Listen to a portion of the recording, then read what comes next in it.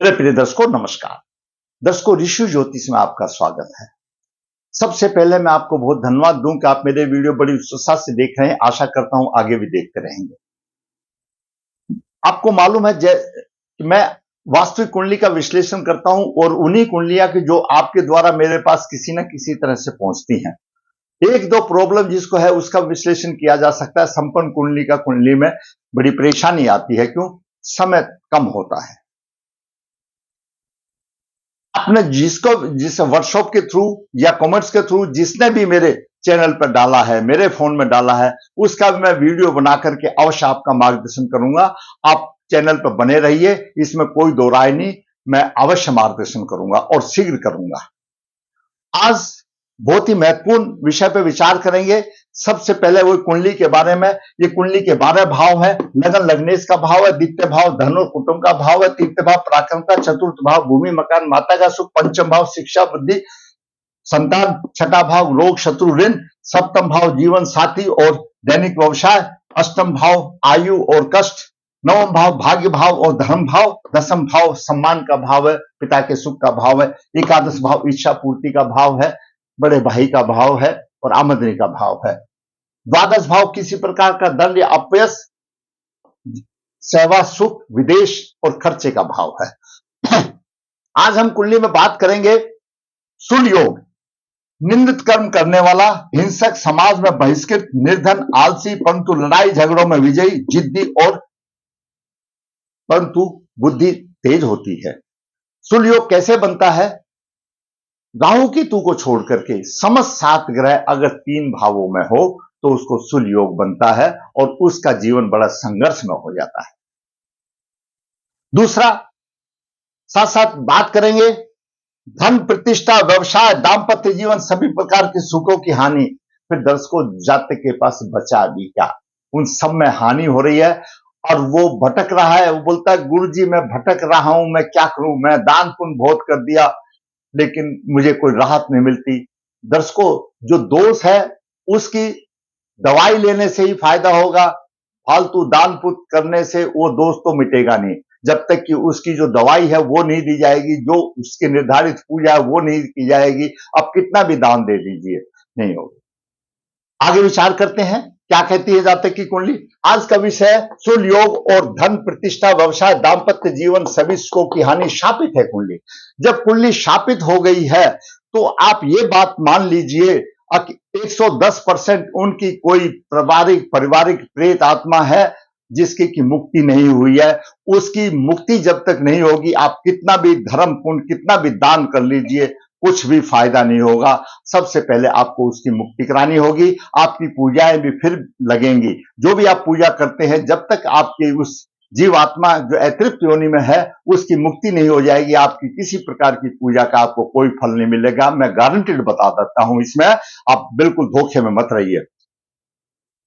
जातक का जन्म 29 नवंबर 1983 कृष्ण पक्ष 10 उत्तर फाल्गुनी नक्षत्र चरण 2 सोमवार को हुआ। जन्म के समय पर कन्या लगन उदय हुआ। कन्या लगन में शुक्र नीच राशि में 27 डिग्री 32 मिनट लेकर के लगन के उदय अंश और शुक्र के अंश बराबर है, प्रभावी है। मंगल 12 डिग्री 31 मिनट लेकर के बलवान है। चंद्रमा 1 डिग्री 43 मिनट लेकर मृत अवस्था में प्रभावहीन है।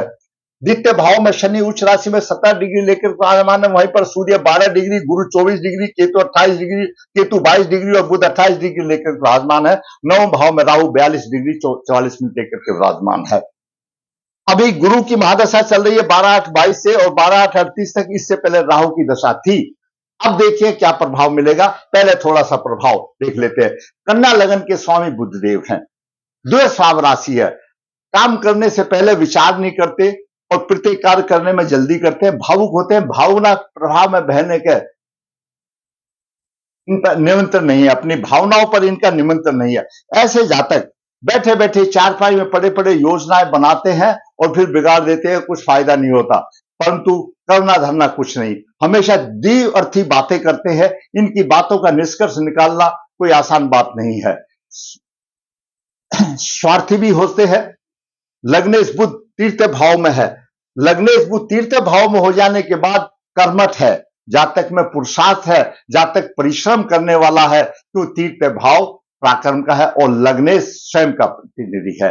बंधु बांधवों का सुख मिलता है, धर्म कार्य में विश्वास रखता है क्योंकि बुध नवम सप्तम दृष्टि से धर्म भाव उसको नवम भाव को देख रहा है, धर्म कार्य में विश्वास रखता है, दान पुण्य से भी विश्वास रखता है क्योंकि नवम भाव को देख रहा है, परंतु अंशों में थोड़ा सा कमजोर है क्यों 28 डिग्री लेकर के बाद है, मृत अवस्था में है और केतु भी साथ में है, तो इसलिए पूर्ण प्रभाव नहीं मिल रहा है। अब बात करते हैं सूर्य की। सूर्य 12 डिग्री लेकर के विराजमान है, पराक्रमी है, भाई बहन के सुख में कमी होगी, बाहरी संबंधों से लाभ होगा क्यों द्वादश भाव का स्वामी है, प्रथाजनक भी प्रभाव देगा, भाग्य और धर्म के क्षेत्र में कमी देगा क्यों शत्रु राशि को देख रहा है। चंद्रमा की बात करें, चंद्रमा एकादश भाव का स्वामी लगन में है, बचपन से ही उसको धन कमाने की इच्छा हो सकती है, धन का लाभ भी मिलता है अगर बलवान हो तो। मैं चंद्रमा को यहां बलवान करना चाहूंगा, मैं बलवान का प्रभाव बता रहा हूं। अगर यहां पर चंद्रमा बलवान हो तो धन का अच्छा लाभ होगा, परिश्रम होगा, स्त्री सुख को 10 चंद्रमा सप्तम भाव को देख रहा, स्त्री सुख भी मिलेगा, परंतु अंशों में कमजोर है, कोई प्रभाव नहीं मिलेगा। यहीं पर मैं बता दूं, चंद्रमा एकादश भाव का स्वामी है, कोई दिक्कत नहीं है, चंद्रमा का रत्न धारण कर सकते हैं। सिर्फ छठे, 8वें, 12वें भाव का अगर चंद्रमा है तो रत्न धारण नहीं करना चाहिए। एकादश भाव का आमदनी का भाव, चंद्रमा का रत्न धारण किया जा सकता है। अब बात करते हैं मंगल की। दर्शकों, मंगल अष्टमेश है और तीर्थ भाव का स्वामी है और शत्रु है, कन्या लगन के लिए शत्रु माना जाता है। अष्टमेश लगन में आ गया, अष्टमेश लगन में आ गया, पराक्रम का स्वामी है, लगन में, प्रत्येक कार्य में बाधाएं आएंगी। ऐसे जातक को कोई भी काम करेगा उसमें बाधाएं आएंगी, दीर्घकालीन रोग होंगे और पाप कर्म के प्रति उसका रुझान होगा, हिंसक स्वभाव होगा, हिंसक स्वभाव होगा, पाप की रुझान होगा और निंदा का पात्र बनेगा। किसी प्रकार की चोट दुर्घटना का भी खतरा हो सकता है, अनेक दुखों को भोगने वाला सहनशील भी बन जाता है। माता भूमि मकान सुख के आदर में कमी का कारण बनेगा क्यों अष्टम भाव को देख रहा है। और सप्तम भाव में मंगल सप्तम भाव में मीन राशि को देख रहा है, अष्टमेश है, त्रुटिपूर्ण प्रभाव देगा और नवम अष्टम दृष्टि से आयु अच्छी होगी, तो अपनी राशि को मंगल देख रहा है। अब बात करते हैं गुरु की। दर्शकों, गुरु 2 केंद्रों का स्वामी है, केंद्राधिपति दोषी है, लेकिन गुरु तीर्थ भाव में है और वो बुध के साथ है तो दोष भंग हो रहा है, लेकिन बुध के साथ दोष भंग को हो रहा है, लेकिन केतु भी तो साथ में है। भाई बहन का सुख, पराक्रम में वृद्धि, माता भूमि मकान संबंधित परेशानी आएगी, स्त्री व्यवसाय के सुख में थोड़ी सी कुछ सफलता मिलेगी, भाग्य में रुकावट होगी क्यों शत्रु राशि को देख रहा, भाग्य रुकावट होगी और उच्च दृष्टि से आमदनी के भाव को देख रहा है, आमदनी में अच्छा इजाफा होगा। परंतु होगा कैसे? गुरु तो पीड़ित है केतु से, गुरु तो पीड़ित है केतु से, अगर यहां केतु का उपाय किया जाए तो अच्छी आमदनी होगी। अब बात करते हैं शुक्र की।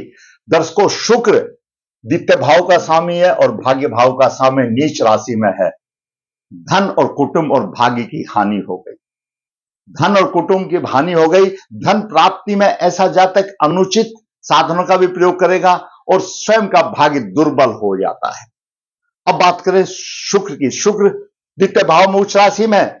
दर्शकों, शुक्र उच्च शनि शुक्र द्वितीय भाव में उच्च राशि में है। ऐसे जातक को कुटुंब का सुख तो मिलेगा लेकिन धन का सुख नहीं मिलेगा, क्योंकि थोड़ा मिलेगा किंतु संतोषजनक नहीं मिलेगा। तीसरी दृष्टि से माता भूमि मकान को देख रहा है, सप्तम दृष्टि से यहां पर जीवन में कष्ट देख रहा है, दसम दृष्टि से कर्क राशि में देख रहा है, आमदनी का पैर खींच रहा है, आमदनी को नहीं होने दे रहा। और शनि बलवान है, गुरु बेशक इसको उच्च दृष्टि से देख रहा है लेकिन गुरु पीड़ित है, लेकिन शनि यहां बलवान है और इसलिए आमदनी को रोक रहा है, इसलिए धन की हानि होगी। अब बात करते हैं राहु की। राहु 9 भाव में है, धर्म पालन में त्रुटि होगी, भाग्य उन्नति में कठोर परिश्रम करना पड़ेगा। पंचम दृष्टि से लगन भाव को देख रहा है, लगन को पीड़ित कर रहा है, शरीर में रोग होंगे, राहु मंगल को भी पीड़ित कर रहा है, राहु शुक्र को भी पीड़ित कर रहा है और पूरे लगन को पीड़ित कर रहा है। लेकिन क्यों चंद्रमा के उदय अंश कम है, चंद्रमा पीड़ित नहीं हो रहा है जो मृत अवस्था में, लेकिन मंगल को भी पीड़ित कर रहा है, शुक्र को भी पीड़ित कर रहा है, लगन को भी पीड़ित कर रहा है। राहु राहु पितामह है। राहु की सप्तम दृष्टि सूर्य लगन को भी पीड़ित कर रही है, सूर्य को पीड़ित कर रहा है, गुरु राहु बुध इन तीनों को, राहु केतु ने तीनों को पीड़ित कर दिया। इस कुंडली में मंगल भी पीड़ित हो गया, शुक्र भी पीड़ित हो गया, सूर्य भी पीड़ित हो गया, गुरु भी पीड़ित हो गया, बुध भी पीड़ित हो गया राहु केतु से। तो बचा क्या? एक शनि और एक चंद्रमा, दो ही ग्रह बचे हैं जो बचे हैं। केतु की बात करें, केतु पराक्रम भाव में है, पंचम दृष्टि से यहां पर देख रहा है, विवाह में अड़चन या दाम्पत्य सुख में परेशानी, भाग्य की हानि और लाभ में उतार चढ़ाव देगा। ये ग्रहों की स्थिति रही। मेन प्रॉब्लम ये आई दर्शकों इस कुंडली में कि तीन ग्रह लगन में है और तीन ग्रह तीर्थ भाव में है, दो और एक शनि यहां पर है, तो तीन भाव में सभी 7 ग्रह हो गए। तो शुल योग अपने आप में पूरा बन गया और शुल योग का प्रभाव है निंदित कर्म करने वाला, हिंसक, सामाजिक बहिष्कृत, निर्धन, आलसीपन, तो लड़ाई झगड़ों में विजय, जिद्दी आदि। जिद्दी तो मंगल ने वैसे भी बना दिया, अगर शुल योग नहीं होता तो भी बन जाता। तो ये शुल योग बन गया। राहु ने यहां पर भी शुक्र को भी पीट दिया, मंगल को भी पीट दिया, भाग्य को भी खत्म कर दिया, शुक्र को भी शुक्र नीच राशि में आ गया, पीड़ित आ गया, और शुक्र लगन में बैठा हुआ है। शुक्र कामक प्रति बनाता है। दूसरी तरफ सप्तमेश गुरु तीर्थ भाव में है, राहु केतु से पीड़ित है, सूर्य का भी प्रभाव है, राहु बलवान है, 25 डिग्री लगन अंश का है और राहु के 22 इंच है। ये सारे ग्रह फीके पड़ रहे हैं। जब तीसरे भाव में पंचम भाव में सप्तमेश अगर हो, किसी भी कुंडली में अगर तीसरे भाव में सप्तमेश हो, तो ऐसे जातक का जीवन साथी असामाजिक कार्य कर सकता है, इसमें कोई दो राय नहीं, और निंदा का कारण बनता है। उधर लगन में भी शुक्र है, तो जातक भी असामाजिक कार्य कर सकता है क्यों राहु से पीड़ित हो रहा है। और व्यवसाय है नहीं, व्यवसाय का स्वामी बुध छठा अष्टक योग बना रहा है, व्यवसाय है नहीं, छठा अष्टक योग बना, यानी बुध दसम भाव से छठे स्थान पर छठा अष्टक योग बन रहा है, तो व्यवसाय वैसे पिट गया, व्यवसाय के लाले पड़ रहे, ऐसा जातक भटक रहा है। तो जातक को धन की हानि हो गई क्योंकि आमदनी है नहीं। प्रतिष्ठा, दसम भाव का स्वामी शताष्टक योग बना, प्रतिष्ठा नहीं मिल रही, व्यवसाय में पूरी नहीं मिल रही, दाम्पत्य जीवन खराब हो गया क्योंकि सप्तमेश तीर्थ भाव में राहु से पीड़ित है, केतु से पीड़ित है, असामाजिक करने वाला हो गया, सभी प्रकार के सुखों की हानि। बाकी फिर दोस्तों बचा सुख कौन सा जो जिंदगी में होता है, जो हम पृथ्वी पर आए हैं। ये जातक जो भी लेकर के आया अपने पूर्वजन्म का कर्मों का फल लेकर के आया, इसमें कोई दो राय नहीं, और दर्शकों ये भोगना पड़ेगा, पूर्वजनों का कर्म तो भोगना पड़ेगा। शास्त्रों में उपाय दिया हुआ है, वो उपाय कर लेना चाहिए। सबसे पहली बात, इनका जो पूर्व ऐतृत आत्मा में है, तो नारायण बलि श्राद्ध इनको करना चाहिए, उसकी मुक्ति हो जाएगी। तो जितने भी जो भी ये पूजाएं करेंगी, जो जप करेंगे, जो दान करेंगे, वो सभी का फल इनको मिलेगा। जब तक उसकी मुक्ति नहीं हो सकती, मैंने बहुत अनुभव में यहां देख लिया, मैंने बहुत यहां पूर्वजों से बात कर ली, जो पूजाओं में प्रकट हो जाते हैं, तो तब तक उसकी कोई आसान नहीं होती। तो नारायण बलि श्राद्ध करना चाहिए, नारायण बलि श्राद्ध करना चाहिए, अवश्य दूर होगी। नारायण बलि श्राद्ध करने के बाद ऐसे जातक को शनि के उपाय करने पड़ेंगे, शनि के उपाय करने पड़ेंगे, और चंद्रमा का रत्न धारण करना चाहिए। अगले जातक को चंद्रमा का रत्न धारण करे, शनि के उपाय करे, और गुरु केतु इनका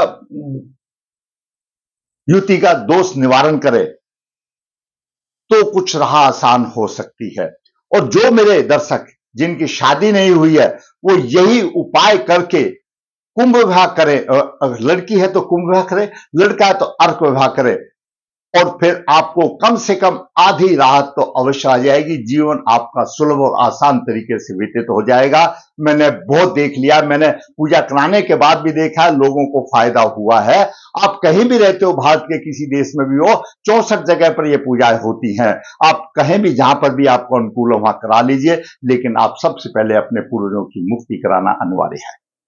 विश्व ज्योतिष नर्मदा जी के तट के नजदीक है। यहां पर काल सर्पदोष पितृदोष की पूजा की जाती है। जो इच्छुक है संपर्क कर सकता है।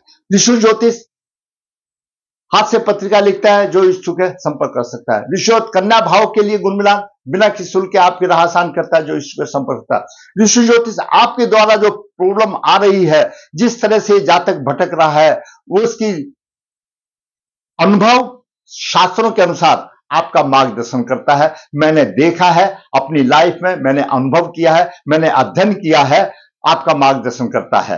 फिर कहूंगा, अगर आपको ये मेरा वीडियो अच्छा लगा है तो आप वीडियो को लाइक करें, शेयर करें। और दर्शकों, मैं आपकी सहायता के लिए, आपके मार्गदर्शन के लिए वास्तविक कुंडली का मैं विश्लेषण करता हूं। मेरी जिज्ञासा ये रहती है कि आप मेरे चैनल पर बने रहें और मेरे चैनल को लाइक करें, शेयर करें। और जिसने मेरा चैनल सब्सक्राइब नहीं, सब्सक्राइब करें, ताकि मेरा मनोबल भी ऊंचा हो और इसी प्रकार मैं वास्तविक कुंडली बना करके आपका मार्गदर्शन करता रहूं। धन्यवाद।